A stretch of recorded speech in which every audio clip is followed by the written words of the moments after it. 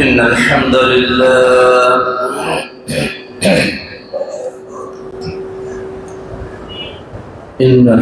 لله نحمده ونستعينه ونستغفره ونؤمن به ونتوكل عليه ونعوذ بالله من شرور أنفسنا ومن سيئات أعمالنا من يهده الله فهو المهتدي فلا مضل له ومن يضلله فلا هادي له ونشهد أن لا إله إلا الله وحده لا شريك له ونشهد أن محمدا عبده ورسوله يا أيها الذين آمنوا اتقوا الله حق تقاته ولا تموتن إلا وأنتم مسلمون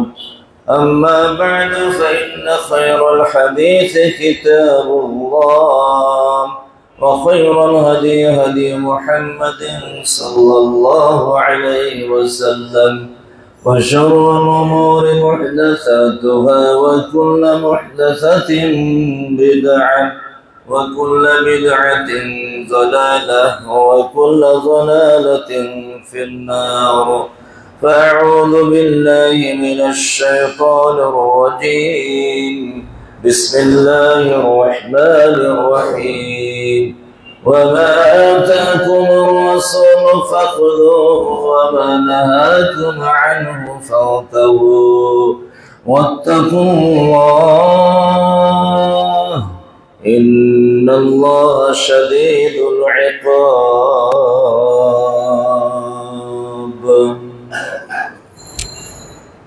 الحمد لله শুরুতে আবারও মহান স্রষ্টা রব্বুল আলামিনের প্রশংসা জ্ঞাপন করছি, যার অশেষ অনুগ্রহে নানান ব্যস্ততাকে পরিত্যাগ করে প্রতি জুমায় আজকেও জুমার সালাত আদায় করার লক্ষ্যে বংশাল পিয়ালাওয়ালা জামে মসজিদে সমবেত হতে সক্ষম হয়েছি।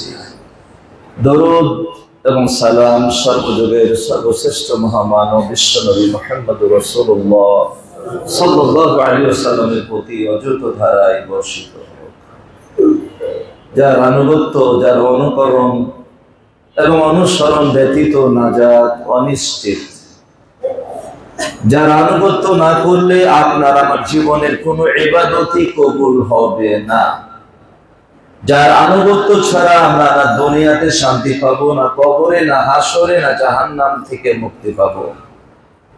আপনার আমার সফলতা এবং জাহান্নাম থেকে মুক্তি পাওয়া একমাত্র কেবলমাত্র নির্ভর করে তারই অনুসরণ এবং অনুকরণের উপরে।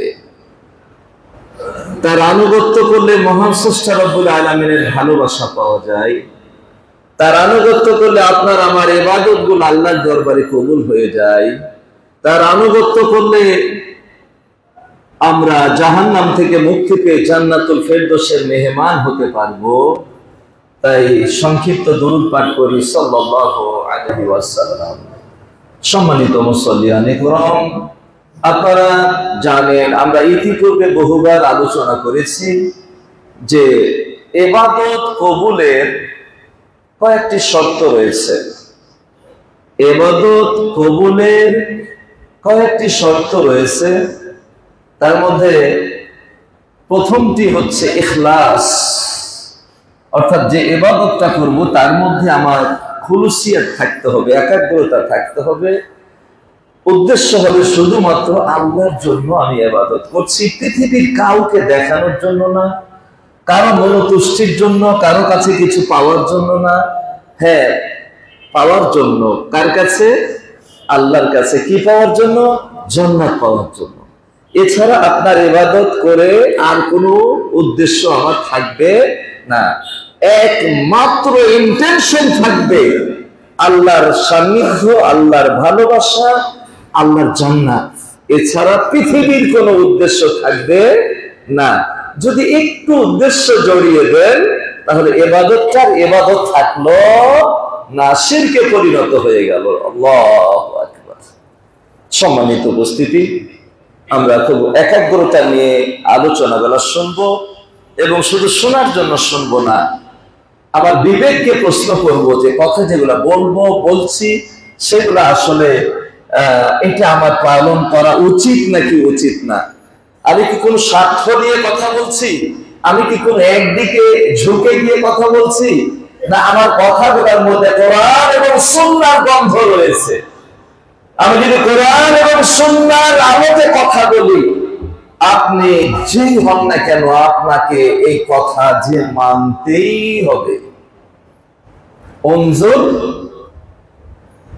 ইলা মা ক্বাল লা মান ক্বাল, বলা হচ্ছে এটা হাদিস না, কিন্তু একটা আরবি বাক্য, প্রবাদ বাক্য, যে দেখো কি বলছে, কে বলছে এটা দেখা দরকার নেই, কি বলছে সেটা দেখো। আপনার বাড়ির পাশের মসজিদ, ছোট্ট একটা মসজিদের ইমাম যদি এমন কোন কথা বলে যা কোরআন হাদিসের সাথে মিলে যায়, আপনি সেটা মানতে বাধ্য। আর বাইতুল মুকাররম কেন, পৃথিবীর সর্বশ্রেষ্ঠ মসজিদ মক্কাতুল মুকাররমার হারাম শরীফের ইমাম যদি এমন কোন কথা বলে আর যে কথাটা রাসূলের সাথে মিলবে না, সেই কথাটা আমরা মানতে রাজি। এর মধ্যে কি আমার কোনো স্বার্থ পেলেন? কোনো স্বার্থ নাই। আমাদের লক্ষ্য কি? কোরআন আর হাদিস।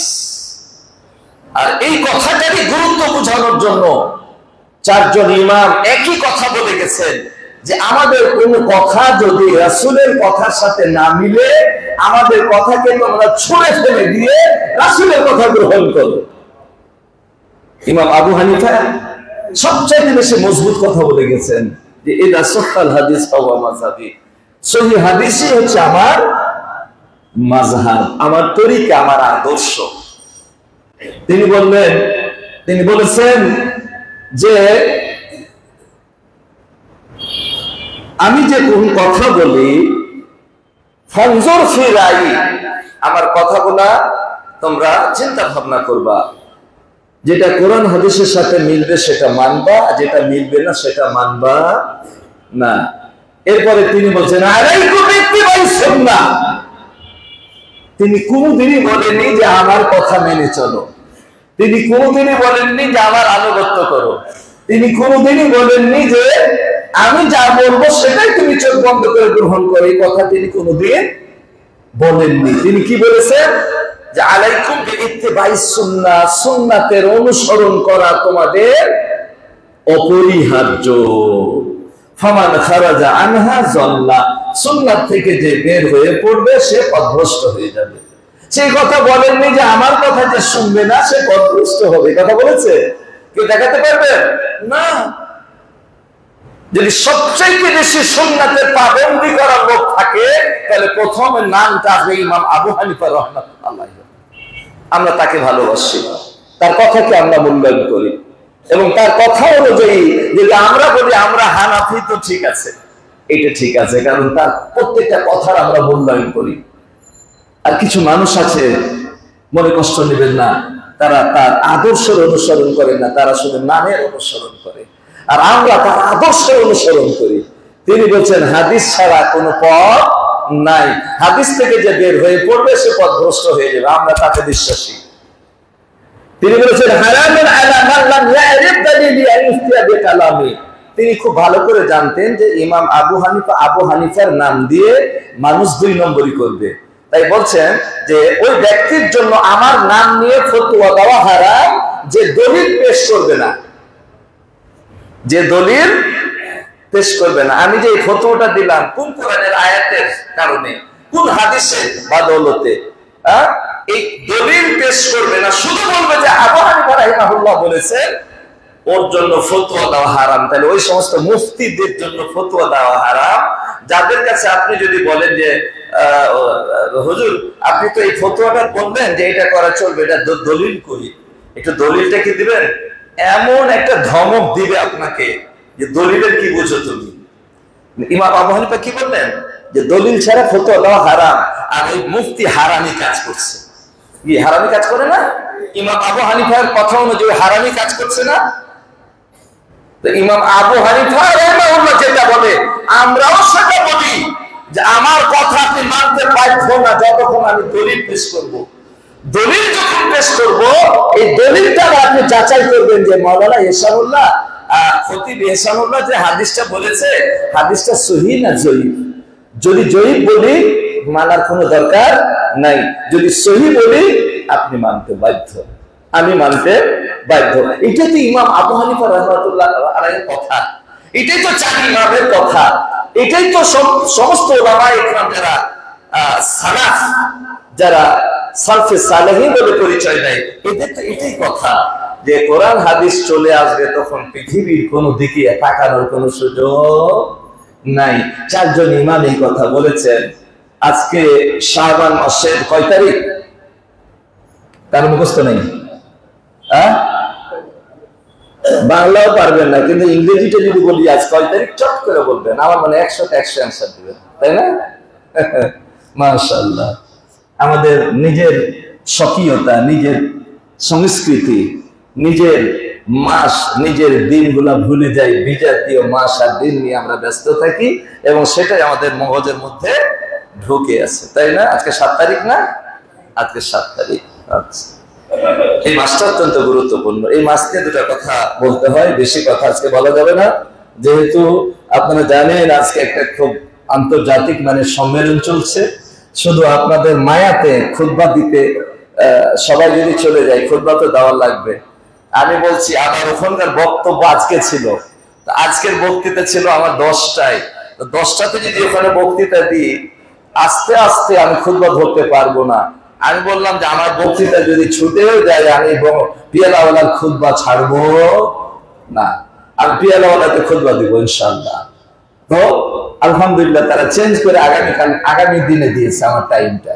আগামী দিন 11টার দিকে আমার টাইম আছে, আগামীকালকে বক্তৃতা এবং বিষয় দিয়েছে অপসংস্কৃতির পরিণতি। চমৎকার একটা বিষয়, চমৎকার একটা বিষয় দিয়েছে, অপসংস্কৃতি পরিণতি। ওখানে বক্তৃতা দেবো আগামীকালকে ইনশাআল্লাহ। তো যে কথাটা বলছিলাম যে আমরা যারা খতিব, যারা আলোচনা রাখি, যারা আলেম, যারা ইমাম, আমাদের উদ্দেশ্য কি? আমাদের উদ্দেশ্য হচ্ছে সমাজের মধ্যে যে ভুল বুঝাবুঝিগুলো নিরসন করে সব সহি পথে চলবো, রাসূলের পথে চলবো, জান্নাতের পথে চলবো, একসঙ্গে যেন জান্নাত যেতে পারি, এটাই তো আমাদের উদ্দেশ্য। এছাড়া আমার কোনো আর উদ্দেশ্য নাই।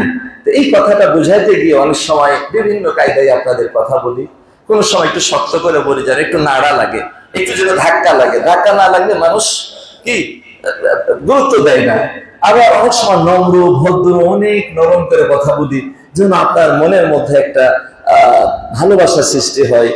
তো আমাদের উদ্দেশ্য কিন্তু একটাই, যে কি করে আমরা গোটা পৃথিবীর মুসলিমরা, শুধু বাংলাদেশ না, গোটা পৃথিবীর মুসলিমরা কোরআন এবং সুন্নাহর উপর চলে জান্নাতের পথে চলে জান্নাতের দিকে এগিয়ে যেতে পারি, এটাই হচ্ছে আমাদের উদ্দেশ্য।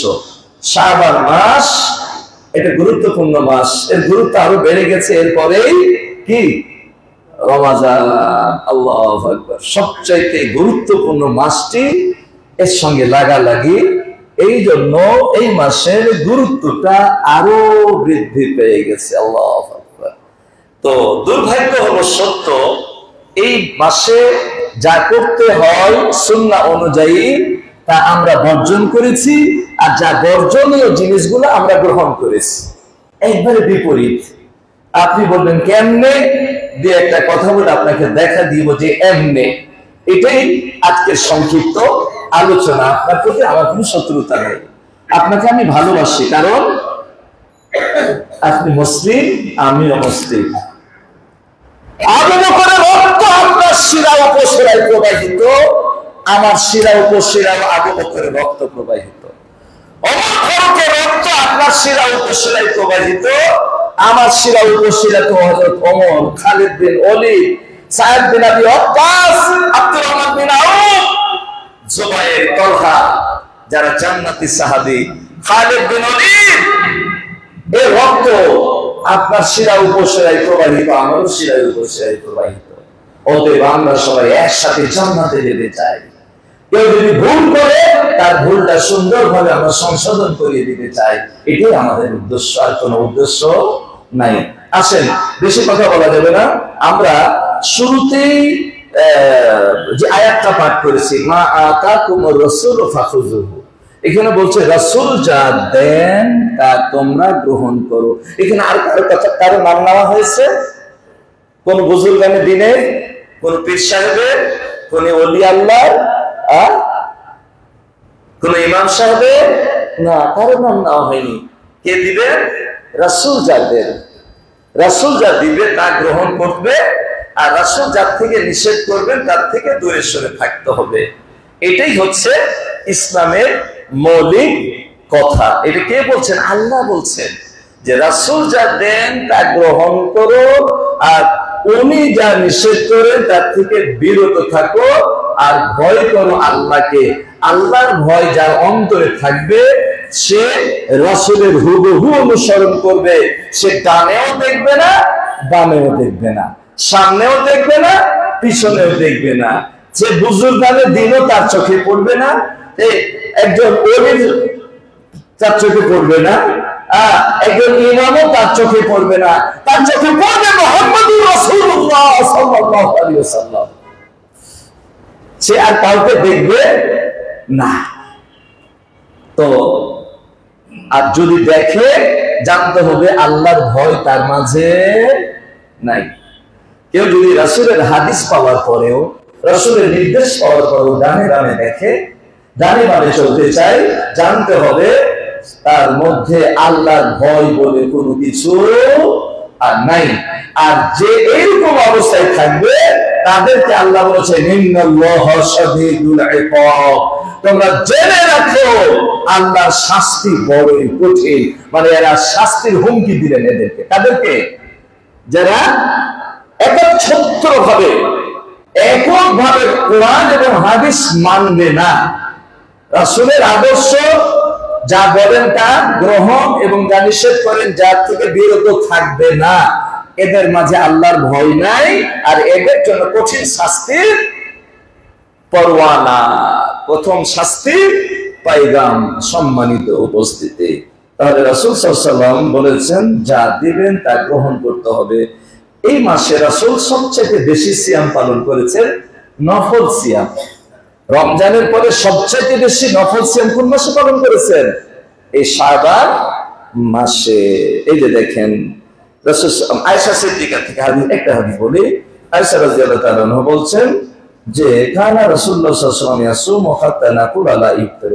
রাসূল সিয়াম রাখতেন এই শাবান মাসে, এমন ভাবে রাখতেন যে আমি মনে মনে বলতাম আমরা যে বোধহয় আর সিয়াম ছাড়বে না। ওয়া ইফতারু হাত্তা নাকুলা, আর যখন সিয়াম ছাড়তেন তখন মনে মনে বলতাম যে লা ইয়াসুমু, আর সিয়াম ধরবেন না। দুই দিকেই যখন রাখা শুরু করতেন রাখতেই যেতেন, রাখতেই যেতেন, রাখতেই থাকতেন, মনে হচ্ছে আর ছাড়বে না। আর যখন ছেড়ে দিতেন আর ধরতেন না। তাহলে দুটাই আমল আছে, মানে একটার উপরেই যেন কেউ অটল না থাকে। দুটাই দেখিয়ে গেছেন, এটা আপনার আমার সহজকরণের জন্য। যদি একটার উপরে থাকতেন তাহলে একটু জটিল হয়ে যেত না। তাই দুটাই দেখিয়ে গেছেন যে তুমি রাখতেও পারো আবার কিন্তু ছাড়তেও পারো। এরপরে বলা হচ্ছে আয়েশা থেকে লামি একুনি নবী সাল্লাল্লাহু আলাইহি ওয়াসাল্লাম শাহরান আকসার মিন শাবান, রাহুল বুখারী। বুখারী শরীফের হাদিস যে এই শাবান মাসে রাসূল এত বেশি সিয়াম রাখতেন যে অন্য কোনো মাসে এত নফল সিয়াম রাখতেন না। তাই এটা দিলাম বলতে বুখারী শরীফের হাদিস থেকে, সহিহ হাদিস থেকে। আচ্ছা, তারপর আরেকটা হাদিস উম্মে সালমা থেকে, মা রাআইতু রাসূলুল্লাহ সাল্লাল্লাহু আলাইহি ওয়াসাল্লাম ইয়াসুমু শাহরাইন মুতাতাবিআইন ইল্লা শাবান ওয়া রমজান। উম্মে সালমা বলছেন, উম্মে সালমাকে, উম্মে সালমা রাসূলের বিবি। এর একটা সুন্দর একটা ইতিহাস আছে, বলেছি এক মাস বড় সময় নাই। উম্মে সালমা বলছেন যে আমি, এটা মুসলিম শরীফের হাদিস, বুখারী আর মুসলিম দুটোই সহিহ হাদিস। এটাতে বলছেন যে আমি রাসূলকে পরস্পর 2 মাস রোজা রাখতে দেখিনি, শাবান আর রমজান ছাড়া। মানে শাবান মাসে এত বেশি রোজা রাখছেন যেন শাবান আর রমজান যেন রোজা রাখার ব্যাপারে মিলে গেছে। এটা তো রমজান মাসের ফুল আর শাবান মাসের ফুল, কাছাকাছি। অন্য একটা হাদিস আছে যে পুরুষ সাবান মাস রোজা রাখতেন ইল্লা কালিলা, এই 2-4টা বাদ দিতেন। আল্লাহু আকবার। তাহলে এটা কি বুখারী আর মুসলিম শরীফের হাদিস। এখানে একটা কথা বলে নিই অনেকে জানার জন্য, সিয়া সিত্তা আমরা একটা কথা ব্যবহার করি 6 কেন। সিয়া মানে সহি, সিত্তা মানে কি 6, আর সিয়া মানে বিশুদ্ধ। তো 6খানা বিশুদ্ধ হাদিসের কথা বলি, এই কথাটাই ভুল, এই কথাটা ভুল। এখানে কি হবে সঠিকটা কি খুব খেয়াল করে শোনেন, এগুলো জানা দরকার প্রত্যেকটা মুসলমানের। আর এগুলো না জানার কারণে বিভ্রান্তির মধ্যে পড়ে। এখানে বলতে হবে কুতুবে সিত্তা, 6টা হাদিসের কিতাব, তার মধ্যে সহিহাইন 2টি হাদিসের সমস্ত হাদিস সহিহ বুখারী আর মুসলিম। এটা সমস্ত ইমামগণ একমত। ইমাম আবু হানিফা রাহিমাহুল্লাহ তিনি সব আগেই একমত, আপনি খোঁজ নিয়ে দেখেন।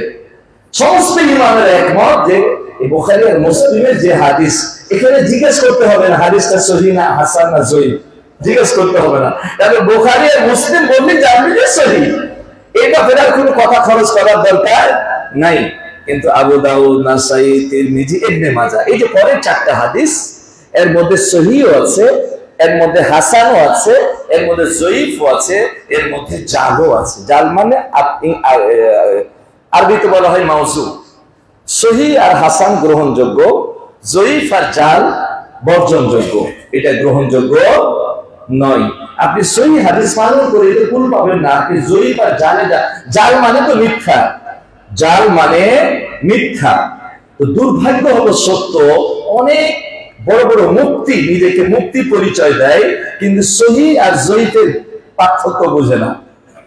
যদি পার্থক্যই বুঝতো, শুনে আরেকটা কথা বলে দিই, যে মাউজু হাদিস বলবে, জয়ীফ হাদিস প্রসঙ্গত বলতে পারে, কিন্তু বলে দিতে হবে হাদিসটা জয়ীফ, এই কথা আছে জয়ীফের ব্যাপারে। আর জাল হাদিস তো বলতেই পারবে না। আর যে জাল হাদিস বলবে তার ওয়াজ শোনাও জায়েজ না। কথাটা বুঝে দেখেন, যে সহিহ আর জাল, জাল মানে মিথ্যা, সম্পূর্ণ মিথ্যা, রাসূলের নামে বানোয়াট। এবং বলা হচ্ছে, রাসূল সাল্লাল্লাহু আলাইহি ওয়াসাল্লাম বলেন যে মান কাযাবা আলাইয়া মুতাআম্মিদান ফালিয়াতাওয়াবা মাকাদাহু মিনান নার। যে ব্যক্তি কি করবে, এই মিথ্যা হাদিস বর্ণনা করবে, সে যেন তার ঠিকানা জাহান্নামে নিল। আমি বলিনি, অথচ আমার নাম দিয়ে জাল হাদিস বলবে, সে তার নিজের ঠিকানা জাহান্নামে করে নিল। বর্তমানে যাদের আলোচনা শোনার জন্য লক্ষ লক্ষ মানুষ আছে, এইরকম মানুষগুলাও, এরকম বক্তাগুলাও জাল হাদিস বলে। জাল হাদিস কিন্তু একটু মজা বেশি, জাল হাদিসে একটু মজা বেশি, রং রস বেশি না। যতই রং রস দেখবেন জানবেন যে ডাল মে কুছ কাল হ্যায়, এর মধ্যে একটু মজা বেশি। তা এই যে সমস্ত বর্তমান কি বলবো বাংলাদেশে বক্তা হিসাবে শ্রেষ্ঠ, যার আলোচনাতে লক্ষ লক্ষ মানুষ হাজির হয়ে যায়, সে জাল হাদিস বলতে ছাড়ে না। যে ব্যক্তি জাল হাদিস বলবে সে নিজে জাহান্নামী, আর জাহান্নামীর কথা কোনো মুসলমান শুনতে পারে না। আমার কথা শুনে আপনার কষ্ট লাগতে পারে, কিন্তু চিন্তা করবেন যে জাল হাদিসে যে বলবে তার ঠিকানা জাহান্নাম, তাহলে জাল হাদিস সে বললেই যদি জাহান্নামী হয় আপনি শুনতে পারেন? ওই জাহান্নামীর কথা কি আপনি শুনতে পারেন? জাহান্নামী কিন্তু এই সামান্য বলছে না, জাহান্নামী বলছে কে? রাসূল সাল্লাল্লাহু আলাইহি ওয়াসাল্লাম। মায়ের মুখের দিকে তাকালে কবুল হজের সওয়াব হয়, এটা একবারে জাল হাদিস। এই বক্তাগুলা এই হাদিসও বলে, অনেক ইতিহাস বলে, আমি বললাম না, যেহেতু আমার সময় হাতে নাই। সম্মানিত উপস্থিতি, তাহলে এই মাসে বেশি রোজা রাখা সুন্নাত পেলাম, কিন্তু নিসফে শাবান, শাবান মাসের আড়াআড়ি 14 তারিখ দিবাগত, 14 তারিখে যে রাত্রিতে নিসফে শাবান যেটা বলে, সেই রাত্রিকে নিয়ে যত বাড়াবাড়ি, যত হাদিস আছে, একটিও সহিহ হাদিস নাই। যেহেতু সময় নেই, ব্যাখ্যা দিতে পারবো না, শুধু একটা হাদিসের কথা বলবো, যে হাদিসটা নিয়ে মানুষ ভুলের মধ্যে এখনো নিমজ্জিত আছে। এখানে বলছে, কে বলছেন? তিরমিজি শরীফের ভাষ্যকার আল্লামা মুবারকপুরী স্বীয় তুহফাতুল আহওয়াজির 2য় খণ্ড 53 পৃষ্ঠায় লিখেছেন, লাম আজাদ ফি সাওমি ইয়াউমি লাইলাতিন নিসফি মিন শাবানা হাদিসান মারফুআন সহিহান। বলছেন যে এই নিসফে শাবান মানে শবে বরাত যেটাকে বলি, এই শবে বরাত এই নামটাই হচ্ছে একটা বিদআতি নাম। কারণ একটা ইবাদতের নাম রাখছে না তো, ইবাদত একটা শব্দ হলো ফার্সি আর একটা শব্দ হলো আরবি। আচ্ছা, দুই রকম দুটো শব্দ দিয়ে কোনো কিছু তৈরি হয়? গরু গাড়ির চাকা আর এরোপ্লেনের পাখা, কি ও মাটিতে চলবে না উড়বে? কোনটা করবে? কোনো কিছুই করতে পারবে না। তো বেশি কথা বলবো না, এই নামকরণটাই ভুল, গলত নামকরণটা করাটাই বেদাত। এই নামটা মুখে উচ্চারণ করলে বেদাত করার গুনাহ হবে আপনার। এখন খেলা, এখন সামাল দেন, কি করবেন আপনি? আচ্ছা, তো এখন আপনি প্রশ্ন করতে পারেন যে তাহলে এই রাত্রি নিয়ে এত ডামাডোল কেন পিটা হয়, এত রকমের কারবার কেন চলে, যেগুলা যে ব্যাপারে একটা সহি হাদিসও নাই, সেই ব্যাপারে এত ডামাডোল কেন পিটানো হয়? শুধু একটা হাদিসের কথা বলবো এই ব্যাপারে। প্রথমত আল্লামা মুবারকপুরী কি বললেন? একটি সহি হাদিসও পাননি। তারপর অনেকগুলা জয়ীফ হাদিস আছে। তো অনেকগুলা জয়ীফ হাদিস একত্রিত করে নাসিরউদ্দিন আলবানী একটা হাদিসকে বলেছেন যে এটা হাসান। এটা শুধু নাসিরউদ্দিন আলবানী বলেছেন, আরো অনেক বড় বড় আলেম, আল্লামা যাহাবী, ইবনে হাজার আসকালানী, এরা কিন্তু বলেননি যে এটা হাসান। শুধু নাসিরউদ্দিন আলবানী কি বলেছেন? দুর্বল, যখন 10টা দুর্বল হাদিস একত্রিত হলো একটু শক্তি পাইল মনে হলো, তো একটু যখন শক্তি পেল, ওকে যদি একটা আলাদা করতে যান তো ওই ও জয়ীফ, একের লাঠি আর 10-এর বোঝা। তো যখন একটা বোঝা হয়ে গেছে তখন একটু শক্তি বাড়ছে, অতএব তিনি বলে দিয়েছেন তার দৃষ্টিতে এটা হাসান। আচ্ছা, আর বাকি সব ওলামা ইকরাম বলছেন না, এটা তারপরে হাসান নয়, এটা জয়ীফই। আচ্ছা, আমি তর্কের খাতিরে ধরে নিলাম এটা হাসান, ওকে, আমি ধরে নিলাম এটা সহিহ, এই হাদিসটা সহিহ। এখানে কি লেখা আছে? আচ্ছা, এখানে এবার হাদিসটা আমরা পড়ি। আলী মুসা আশআরী ক্বালা ক্বালা রাসূল, মুসা আশআরী থেকে বর্ণিত, রাসূল বলেছেন, এটাই আমার শেষ আলোচনা, আর কথা হবে না। তিনি বলেছেন, ইন্নাল্লাহ তাআলা, নিশ্চয় আল্লাহ, লা ইয়াত্তালিউ ফি লাইলাতিন নিসফি মিন শাবানা, তিনি উকি মেরে দেখেন শাবান মাসের নিসফে শাবানে, মানে শাবান মাসের অর্ধরাত্রিতে। হাদিসে ফায়াগফিরু লিজামিই খালকিহি, তিনি সমস্ত মাখলুকাতকে ক্ষমা করে দেন। আচ্ছা, ফায়াগফিরু কি আছে? লিজামিই খালকিহি ইল্লা লিলমুশরিকিন, কিন্তু যারা মুশরিক শিরকবাদী এরা কোনোদিনই ক্ষমা পায় না। আর কে? মুশাহিন। মুশাহিন মানে কি? হিংসুটে, আমার ভাইটা আমার থেকে বড় হয়ে গেল, এটা কি মানা যায়? আমার ছোট ভাইয়ের আমার থেকে টাকা বেশি থাকবে, এটা কি মানা যায়? ভাই ভাই হিংসা করে না? বন্ধুতে বন্ধুতে হিংসা করে না? এই হিংসা বিদ্বেষকারীকে আল্লাহ ক্ষমা করবে না। এটা অন্য হাদিসও আছে। মুশরিক আর যারা বিদ্বেষকারী, হিংসাকারী, ভাই ভাই সুসম্পর্ক নেই, ভাই ভাই মিল নাই, একজনের সম্পদ দেখে ও রাত্রে ঘুম হয় না, জেলা করে মরে, ও কেন বড় হলো, ও কেন আমার চাইতে বড় চেয়ারটা পায়, মানুষ ওকে কেন দিয়ে নাচানাচি করে, আমাকে উপরে মাথার উপরে উঠে কেন কাছাড় মেরে ফেলে না, এই চিন্তা করে। এই হিংসুটে যারা, এদেরকে আল্লাহ ক্ষমা করবেন না। এই হাদিসটা এই পর্যন্ত শেষ। ইবনে হিব্বান, ইবনে মাজাহ, মুআয ইবনে এই আরো অনেক হাদিস আছে এই মর্মে, সবগুলোকে জয়ীফ, এটাও জয়ীফ, কিন্তু ওইগুলোর কারণে এটাকে আলবানী রাহিমাহুল্লাহ বলেছেন হাসান। আমি ধরে নিলাম হাসান, যদিও অন্যরা হাসান বলতে রাজি হননি। এখন হাসান হিসাবে এখানে কি কথা বলা হচ্ছে? আল্লাহ তাকিয়ে দেখেন আর মুশরিক আর বিদ্বেষকারী ছাড়া সবাইকে মাফ করে দেন। আচ্ছা, এখানে রাত্রি জাগার কোনো কথা আছে? এখানে সিয়াম পালন করার কোনো কথা আছে? এখানে কবর জিয়ারতের কথা আছে? এখানে হালুয়া রুটি খেতে হবে? আচ্ছা, হালুয়া রুটি তার পরের মাসে, রমজান মাসে রমজান মাসের 17 তারিখে বদরের যুদ্ধ হলো, রাসূলের দাঁত ভাঙলো, তিনি নাকি নরম খাবার খাইছেন, হালুয়া রুটি খাইছেন। তো ওই রমজানের 17 রমজান না সুন্নাতটা পালন করলে ঠিক হতো। 1 মাস অ্যাডভান্স একবারে নেক্সট শাবান মাসের 15 তারিখে ওই 1 মাস আগে সুন্নাতকে টেনে নিয়ে এসে সুন্নাত পালন শুরু করে দিল। এটা হবে? এটা হবে না। তো যে ভাইরা বলে যে না থাকলে কি এমনি পালন করে, এই যে কি কতটুকু আছে আপনাকে বলছি। এই হাদিসটা ইবনে মাজার হাদিস, জয়ীফ হাদিস।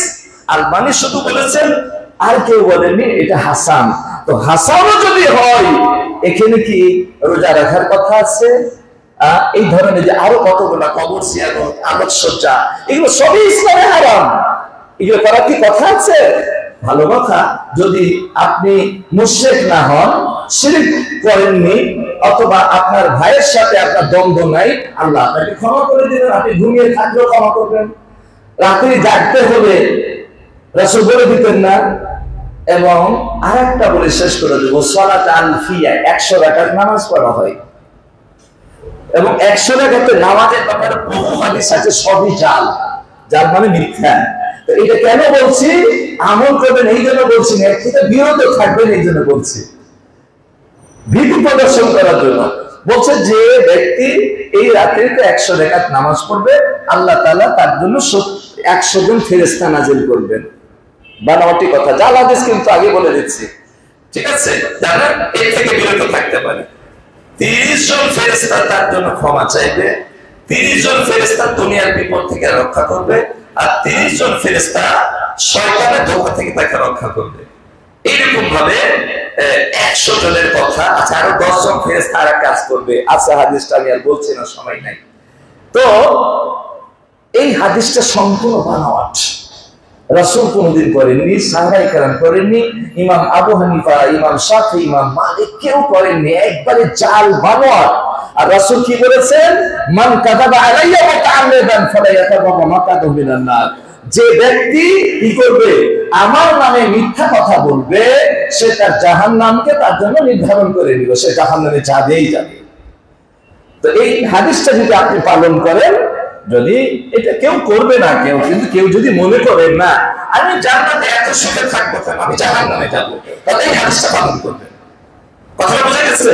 তাহলে 100 রাকাত নামাজ পড়বেন। তারপরে বলা হচ্ছে এই রাত্রে যদি নামাজের আগে গোসল করে, তাহলে তার এক ফোঁটা পানিতে 70 জন ফেরেশতা তার জন্য আমিন আমিন করবে, ফোঁটা পানির ফোঁটার পরিবর্তে।